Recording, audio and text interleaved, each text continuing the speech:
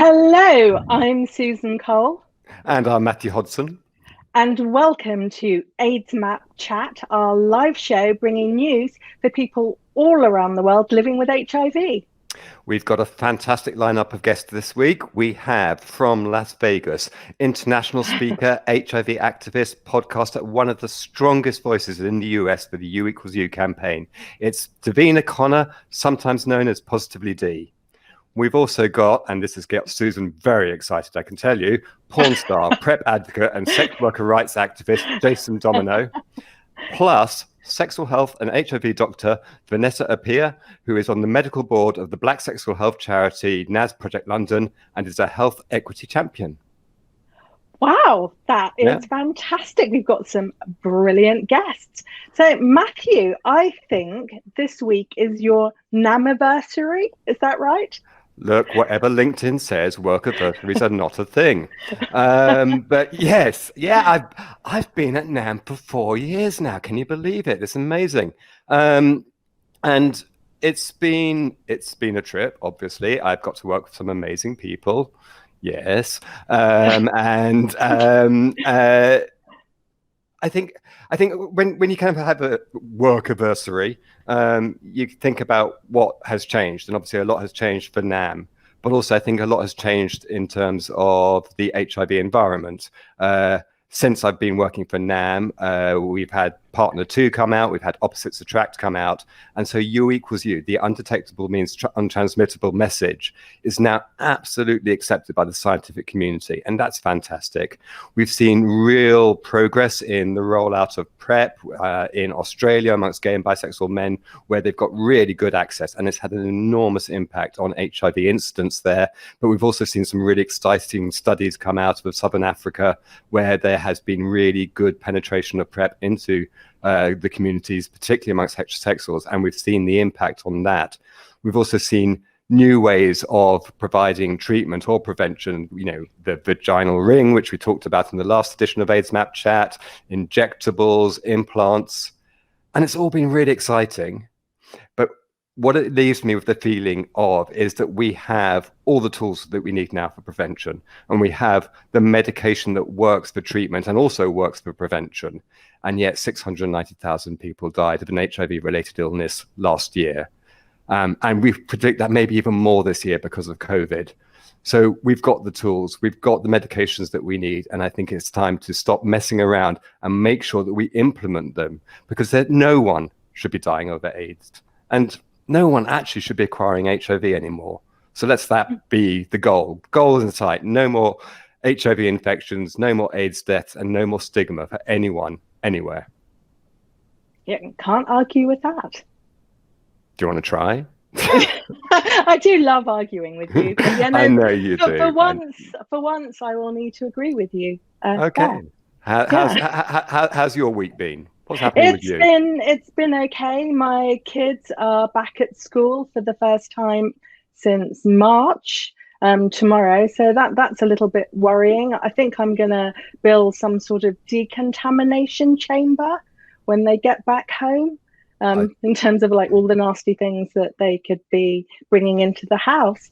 But it's fantastic, all of the developments that we've seen over the last few years. But I really do think that COVID is having a huge emotional impact on people living with HIV. I know that there was some guidance has come out from the British Psychological Society and they've indicated that people living with HIV may need some additional support through this period. I mean, for one thing, people have been really affected by the changes in care, and then also the lockdown has been having a profound effect. So I think people with HIV do need some more support, and I think healthcare providers really need to be aware of that. Yeah, I absolutely agree. I think the whole world it's suffering. I think our emotional health is challenged by this. I was talking to my sister the other day, and she said, well, I feel a bit depressed. And I was like, well, if you're not feeling a bit depressed, you're probably not paying attention. But I think it is really important that we make sure that we do work together. I'm really interested to talk to Vanessa about this later on in the show and find out what they're doing at Bart's to support people living with HIV. But I think we have to recognize that an element of what I hear, which is just so brilliant, is how communities are coming together and supporting each other. And I think that's really, that's the silver lining in this COVID cloud. Oh, I hate that metaphor already. COVID cloud. Oh no, that's horrible. Check out your alliteration today. I don't know why I said that. I do apologize. Should we get a guest on? I think we should get a guest on. Let's bring on the guest, yes. So our first guest is Davina Connor, Positively D. Hi, Dee. Hello, how are you? Hi, Yeah, you're great. looking gorgeous. Thank you for having me. Oh, it's a huge pleasure. You're somewhere much more exciting than us, I think. Oh, Vegas, is that right? More, yes, much more hotter too. Very hot. Yeah. No, I mean, because we've just been talking about emotional health and mental health, but I mean, you are like, you're famously U equals U advocate, and I've heard you speak, and you're just so powerful and impassioned, and it's wonderful.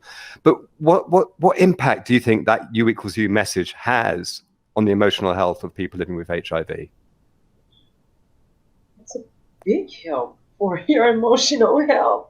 I mean, U equals U is life-changing. That's a huge word. Life-changing is a huge word. And so to give people that the hope that they have living with HIV and knowing that they cannot transmit, it helps with the internalized stigma. And people need to share it because it is life-changing. It's saving people's lives. It really is saving people's lives. Yeah, I absolutely agree. And for me, I think there's so much that the way you feel about yourself and the way you feel about your body and the way you feel about sex, and when you're relieved of that burden, it's just liberating, isn't it? Very liberating, very liberating. And I don't think, but I know that's why I go so hard when it comes to U equals U, because I want to make people feel good about living with HIV. We shouldn't have to live in a box. We shouldn't. Yeah. What do you think the main obstacles are now to getting that message out to all audiences internationally? I think just to continue to speak about it. All of us. Share it with your community. Reach out to your health departments. Talk about it within your where you go to the doctor at. I have a doctor who speaks about it all the time and lays information out for the other patients that come in. Brilliant. You just have to continue to speak about it. And Dee, one of the things that really affecting Black communities in the UK has been COVID. I mean, what toll is it having on Black communities in the US? COVID? Mm. I think a lot of people don't take it serious enough. I know that's what it is, especially the youth. They just don't take it serious enough. People don't want to wear their mask, and most of the people who are contracting COVID are Black. So because we're not taking it serious, we have to take it serious. Mm-hmm. That's really important. I mean, it's going to be with us for a long time, and I think we're adjusting to living in the COVID era. And I think you see on television how challenging it is. I've just got myself a new mask today, and if you want to see something really disturbing. Anyway. That's a nice one, Matthew. I have about 18 masks, believe it or not. I have about 18. That's good. Yeah. We should all wear masks. It's really good. Davina, it's been lovely talking with you. Thank you so much. Thank you. Thank you for coming, Davina. Bye. Thanks for having me. Bye. So there's been a study which we reported on aidsmap, that excellent information resource, which was a Dutch study of attitudes or the impact of mental health. Again, we're talking about mental and emotional health, and it's talking about the impact of PrEP use. And one of the things which the researchers were expecting to find, they were expecting to find that people on PrEP were going to be having more sex. But actually being on PrEP enabled these people to feel less, they were less challenged by sexual compulsion. They actually were able to control their sex lives better because PrEP gave them that freedom. And I think that was a really exciting bit of news, because I think often there's this kind of talk about kind of PrEP, and it drives me mad because people talk about it as if it's an irresponsible thing to do. And actually PrEP, people taking control of their own sexual health, I think it's an incredible, wonderful thing for people to do. And I think we should really celebrate the people who do that. Absolutely. That's very exciting. And I think that we may have someone that knows about sex and the PrEP. Segue queen herself. Jason Domino, as I live and breathe, how lovely to see you. Hi everyone, thank you very much for having me. that was a very smooth transition. I mean, it's just seamless the way she does it. I just don't know. I just don't know how she's been doing it. Now, I do want to talk with you about PrEP, but I also want to talk with you about decriminalization, because I know of sex work. And what I love that you use the whole time, you talk about decriminalization as prevention. So talk us through that. How does the criminalization of sex work increase the risk for sex workers? Well, it's this amazing thing. You're absolutely right. I'm very excited about this at the moment, because as soon as you get people understanding that decriminalization of sex work is actually about harm reduction, then a lot more people are open to even looking at the plethora of research which supports all of that. Whereas beforehand, they'll be close potentially thinking about morality. But honestly, when you're looking at things like the decriminalization, you're looking at opportunities for example, illegal brothels to be able to have more comfortable conversations with healthcare professionals, to have spaces where people that are in those environments are maybe having, again, opportunities to learn about things like PrEP. Maybe they're getting treatment faster because of the sort of less stigma potentially when it comes to receiving care. There's some of the like the big ones which it comes to decriminalization.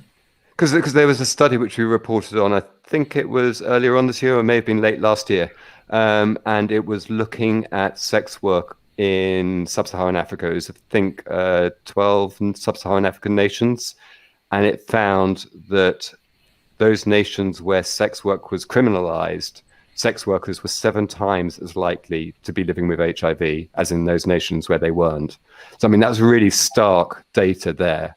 And obviously, I appreciate that the environment in sub-Saharan Africa is very different for sex workers than it is in Western Europe. But I mean, I think the work you're doing is so important on this. So. And internationally, Jason, how are sex workers being affected by the COVID crisis? Oh my goodness, it's one of those real proving points that demonstrates that people that are already marginalized in certain scenarios like this are going to receive a lot harder time. I mean, it's the cases where people aren't feeling comfortable to have bank accounts, that are ineligible to get types of governmental support. It's places where if your job isn't recognized as a legal profession, then are there going to be support structures there for helping someone through something like a pandemic? And what we found is it's just not been good enough currently. There hasn't been enough of an effort to support sex workers. And if it was a profession that was recognized like others, then they would have received better care, and sex workers would be in better position right now. Mm. And because you work in porn, how has porn adapted in the era of PrEP and U equals U? So yeah, I'm an in-person sex worker and I work in porn, and this last year has been a case of managing risks and sort of trying to put in ways where you can screen not only people you might film with in a porn scene, but maybe a client that you're meeting individually. You're screening people to see where your risks can be reduced. Are there ways that you can potentially do something virtually or use previously filmed content, something along these lines? And actually, part of our support for other sex workers, as the part of the charity that I'm helping as well, is about helping other sex workers know about these opportunities and these other sort of coping mechanisms to reduce risks around COVID. Fabulous, fabulous. Jason, it's always a huge joy to speak with you. Thank you so much for coming on the show. So wonderful to have you, Jason. Thank you. Bye. Absolutely, Yay! you're right. Now, I think we've lost Susan probably for the next 5 minutes or so because she can tell she's in a little bit of a lady daze, I think. Calm down. He's on my team.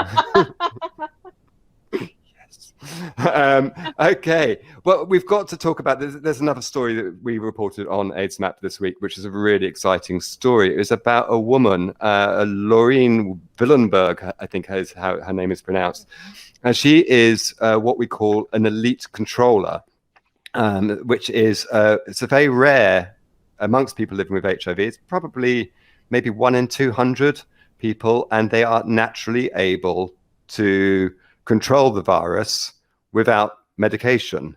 And what's really exciting is, in this case, it seems like she's the elite of the elite, because it seems as though she has actually got to a point where any remnant, any trace of the virus in her body is no longer able to replicate itself. And so functionally, even though there is still HIV present, it won't ever get worse. And she is functionally cured. And so it's very exciting, because if nature shows it can happen, then that's something that we can aim for. And, so whenever someone has a cure, and there have been maybe 3 or 4 cases, but the other cases have been bone marrow transplants, or there was a case which we reported earlier this year where it was a novel therapy, and we still don't yet know quite what element of it was that worked, because it didn't work for everybody. But yeah, it's just another thing where you can go, well, maybe there's another avenue to explore. And that's always very exciting, because if we can cure this, we can end this, and that would be amazing. Mm-hmm. That's very exciting. And so I'm desperately thinking of a segue to bring in. Come on, Queen, you can do this. I can do this. I can do this. I mean, if only we had an HIV doctor who could come on to the show and talk to us. And there Here she I am. is. As if by magic. Oh, as if by magic. I love it. The genie has delivered. Vanessa, thank you so much for coming on. It's no. Thank you for having me. Really happy it's wonderful to have you back on one of our shows. You were fantastic on aidsmap Women. That was Thank you. Lots of fun. So it was a lot of fun. It was. So if anyone hasn't watched that yet, do please check it out. Vanessa, but you've been really busy recently leading on some really important research about the impact of COVID on Black communities. Is there anything that we know now that we perhaps didn't know before? No, definitely. I think that, so with the COVID research, and what we saw was within East London, we knew and we'd heard about the signals about COVID and COVID having a more detrimental impact on those of Black and Asian communities. But I think completely in medicine, when you want to really understand your populations, you've got to explore and look into it in more detail. So our team, and we collaborated with other people within Barts Health, and we looked at the Barts Health admissions for COVID from early in the pandemic until May. And what we saw is that in Black and Asian people, we found that there were higher rates of COVID, there were higher rates of more severe disease, and there were higher rates of mortality in those ethnicities. And it was really powerful data. But the thing that really stood out for me was that those that were dying from in the Black and Asian groups were younger. They were far younger. And so they were in the Asian groups, we were seeing they were at least 14 years younger than those of white ethnicity. So those that were of white ethnicity were older and frailer, and we were losing those of younger age in Black and Asian groups. And that's really shocking. And has there been some recent research that's come out in relation to STIs and Black communities? No, definitely. I think that the thing that I think has been a powerful thing about COVID is that it's really shone a light on the health inequalities that we've seen and we've known about for years and years and decades, unfortunately. And we've known for a long time that if you look at the breakdown of STIs in different ethnicities, again, you see that there's a significant difference in those of Black Caribbean and Black African as opposed to white ethnicity. So you're seeing far higher rates of gonorrhea, you're seeing far higher rates of trichomonas as well. So you're seeing that significant difference. And I think in this time, it's not enough to know. We've got to ask why, and then we've got to do something about it. And I think that there's a real energy at the moment to respond to what we're seeing and be responsible for that. We've had a question come in on one of the social platforms from someone called Dale Stark, and he or she is asking whether COVID in itself has changed the conversations you're having about HIV, because I mean, suddenly we're all talking about testing, we're all talking about antibodies with, you know, all of those issues, which for those of us who've been working in HIV for years, it's like, you know, this is our home patch, and suddenly everyone's talking about it. Have you found a change with people you see? Definitely. I think so. It's been really interesting. So in our care of those living with HIV, so a lot of my work is with those that are finding it harder to engage in services. And we've seen in our services that those that were finding it harder to engage or more reluctant to engage, COVID has actually been that kind of trigger to say, right, I'm coming back into services. And also, it's so right. In those conversations of those that are HIV negative and you're having a conversation about testing, etc., and just raising awareness about HIV, that conversation has changed, because I think that there's never really been a time in our lifetimes where everyone has been affected by something so starkly. So when everyone is affected, then everyone takes that time to walk in other people's shoes. So then you can say, right, this is a virus that we don't know what to do about in terms of COVID, but we do know there are many other viruses that we do know what to do about. And one of them is HIV.